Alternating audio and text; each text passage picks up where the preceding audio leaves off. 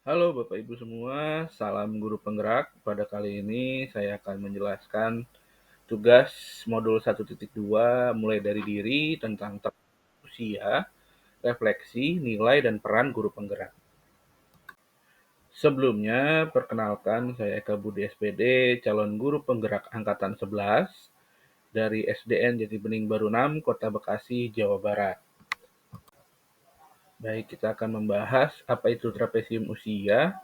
Trapesium usia adalah sebuah metode untuk mengeksplorasi dan merefleksikan pengalaman belajar dan perkembangan seseorang pada berbagai tahap usia. Bentuk ini membantu individu melihat perubahan yang terjadi seiring bertambahnya usia dan bagaimana hal tersebut mempengaruhi cara mereka belajar, berinteraksi, dan berkembang. Berikut adalah trapesium usia saya, di mana usia saya sekolah, lulus SD di usia 12 tahun, lulus SMA 17 tahun, dan lulus sarjana 22 tahun.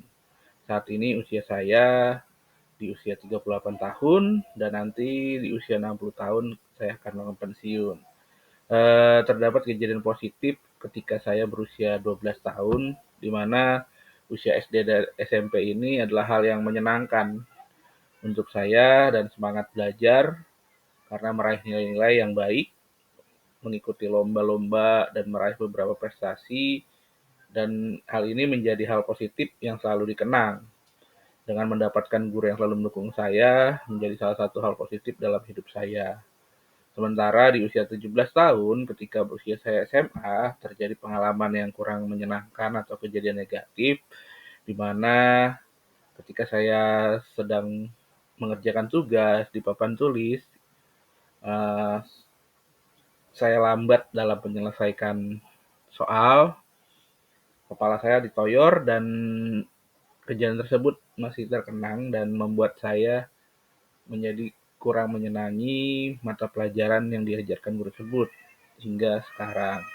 Bila dilihat selisih usia, kejadian positif dengan usia saya saat ini adalah 26 tahun, sementara kejadian negatif 21 tahun.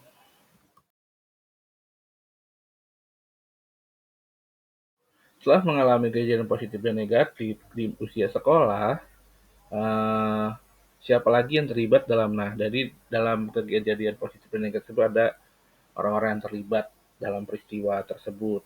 Di mana di kejadian positif tentunya guru-guru saya yang memberikan uh, ilmu, bimbingan, dan motivasi kepada saya sehingga saya dapat belajar dan semangat belajar saya baik. Lalu orang tua yang memberikan dukungan di rumah baik dalam bentuk dorongan dan bantuan belajar.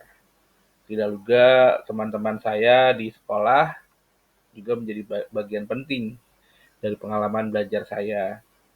Selain itu, untuk mengikuti perlombaan, saya dibantu oleh pelatih dan pembimbing yang memberikan arahan dan pelatihan yang diperlukan ketika akan berlomba. Sementara untuk kejadian negatif, tentunya guru yang tadi bertindak kasar karena tindakannya secara langsung mempengaruhi pengalaman saya di kelas. Lalu teman-teman sekelas saya yang menjadi saksi dari kejadian tersebut, namun memiliki reaksi yang berbeda-beda. Dan yang terakhir adalah kepala sekolah yang terlibat dalam menindaklanjuti masalah ini dan mengambil langkah-langkah yang diperlukan untuk memastikan hal tersebut tidak terjadi lagi. Dampak apa saja yang saya rasakan hingga sekarang? Dampak emosi apa saja yang saya rasakan hingga sekarang? Untuk kejadian positif tentunya ada rasa kegembiraan, di mana saya merasakan kebahagiaan yang mendalam ketika mengingat pencapaian dan dukungan dari guru. Lalu kepuasan, saya merasa puas dan tenang saat mengenang masa-masa yang menyenangkan dan prestasi yang diraih. Lalu ada rasa kagum, mengagumi, dan menghargai peran guru-guru saya yang mendukung dan memotivasi saya. Lalu keberanian, di mana saya merasa berani menghadapi tantangan baru karena pengalaman sukses di masa lalu. Serta kasih sayang, saya memiliki perasaan hangat dan penuh kasih terhadap masa-masa sekolah yang menyenangkan. Namun dampak emosi akibat kejadian negatif pun saya rasakan. Ada rasa khawatir, saya khawatir akan menerima perlakuan kasar lagi di suatu situasi yang berbeda. Lalu ada rasa kekecewaan karena merasa kecewa dengan guru dan pengalaman belajar yang seharusnya menyenangkan menjadi tidak menyenangkan. Ada rasa kekhawatiran juga tentang interaksi dengan figur otoritas di masa depan, serta ada rasa kesedihan atau saya merasakan kesedihan yang mendalam saat mengingat perlakuan yang tidak adil tersebut. Ada pertanyaan, mengapa momen yang terjadi di masa sekolah masih dapat saya rasakan dan mempengaruhi diri saya di masa sekarang? Masa sekolah adalah periode penting dalam pembentukan pola pikir dan keyakinan. Pengaruh positif seperti dukungan dari guru dan pengalaman negatif seperti perlakuan kasar itu membantu membentuk saya tentang diri saya, orang lain, dan dunia sekitar. Pengalaman yang signifikan, baik positif maupun negatif, sering disimpan dalam memori jangka panjang. Emosi yang kuat yang terkait dengan pengalaman tersebut dapat membuat ingatan menjadi lebih jelas dan berpengaruh. Jadi pengalaman masa sekolah membantu membentuk identitas diri saya. Dukungan dari guru dapat meningkatkan rasa percaya diri dan semangat belajar, sementara pengalaman negatif dapat mengurangi kepercayaan diri dan minat terhadap mata pelajaran tersebut.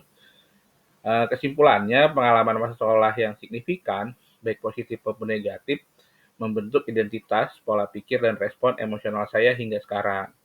Mengenali dan memahami dampak pengalaman tersebut penting untuk mengatasi pengaruh negatifnya dan memperkuat dampak positifnya. Dukungan dari keluarga, teman, atau profesional dapat membantu dalam proses ini. Pelajaran hidup apa yang saya peroleh? Kegiatan terapi manusia dan rasa emosi, roda emosi terkait peran saya sebagai guru terhadap peserta didik saya. Refleksi atas pengalaman masa sekolah saya mengungkapkan bahwa dukungan emosional dari guru memiliki dampak mendalam terhadap perkembangan siswa. Pengalaman positif dengan guru yang mendukung memberi inspirasi dan meningkatkan motivasi belajar. Sementara pengalaman negatif dengan guru yang kasar bisa mengurangi kepercayaan diri dan minat belajar siswa. Dengan memahami roda emosi Plukcik, sebagai guru saya mencoba mengenali dan mengelola emosi siswa dengan lebih baik, mengajarkan strategi pengelolaan emosi yang positif, dan menciptakan lingkungan belajar yang aman dan mendukung.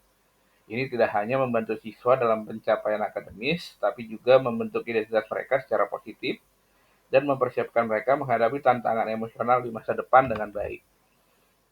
Bagaimana saya menuliskan nilai-nilai yang saya yakini sebagai seorang guru dalam satu atau dua kalimat menggunakan kata-kata guru, murid, belajar, makna, dan peran. Sebagai seorang guru, makna sejati dalam belajar adalah mampu membimbing murid-murid untuk menemukan nilai-nilai yang memperkaya peran mereka dalam kehidupan.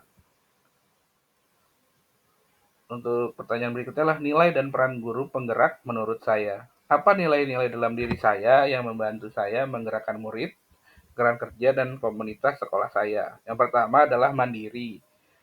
Saya secara proaktif atau secara mandiri mencari cara untuk meningkatkan kompetensi diri. Tidak harus menunggu tugas pelatihan dari pihak sekolah atau dinas pendidikan. Jadi saya mencari sendiri pelatihan-pelatihan apa yang dapat meningkatkan kompetensi saya dan dapat meningkatkan kualitas pembelajaran saya. Lalu yang kedua ada kolaboratif. Saya juga berusaha bekerja sama dengan berbagai pihak untuk menciptakan proses pembelajaran yang baik dan memberikan masukan yang membangun. Lalu reflektif, saya melakukan evaluasi dan memperbaiki metode pengajaran berdasarkan refleksi dan pengalaman sebelumnya. Lalu berpihak pada murid, saya akan menempatkan diri seandainya saya menjadi murid, sehingga saya dapat menghormati mereka tanpa dasar pada rasa suka atau tidak suka. Yang terakhir adalah inovatif. Saya terbuka terhadap gagasan serta ide lain yang muncul dari luar diri saya untuk memecahkan masalah pembelajaran. Apa peran yang selama ini saya mainkan dalam menggerakkan murid, rekan guru, dan komunitas sekolah? Peran yang selama ini saya mainkan dalam menggerakkan murid, rekan guru, dan komunitas sekolah, yang pertama adalah saya aktif di komunitas pendidikan. Saya berpartisipasi dan menjadi pengurus dalam komunitas pendidikan seperti KKG, kelompok kerja guru, lalu ada kombel internal sekolah, dan kombel di luar sekolah. Selain itu, saya coba menjadi pemimpin pembelajaran dengan berbagi praktik baik dengan rekan-rekan guru. Lalu saya mengembangkan potensi murid dengan mendorong murid untuk mengeksplorasi minat dan bakat mereka membantu mereka mengembangkan potensi mereka secara maksimal. Dan yang terakhir adalah mendorong kolaborasi antar guru. Saya berusaha menciptakan ruang diskusi dan kolaborasi yang positif di antara rekan guru, mendorong mereka untuk bekerja sama dalam meningkatkan kualitas pembelajaran.